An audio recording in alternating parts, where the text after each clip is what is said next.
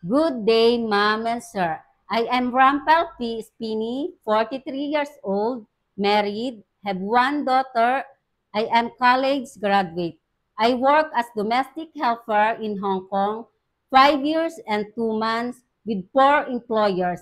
My first employers, 1 year and 7 months from 2016 to 2018.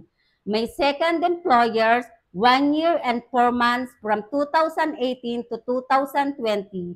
My third employer, 3 months, year of 2022. My last employers, 2 years finished contract from 2023 to 2025. I served one couple and 2 children. My main duties was taking care child, cooking, marketing, and cleaning the house. I am hardworking, honest, God-fearing, and easy to learn.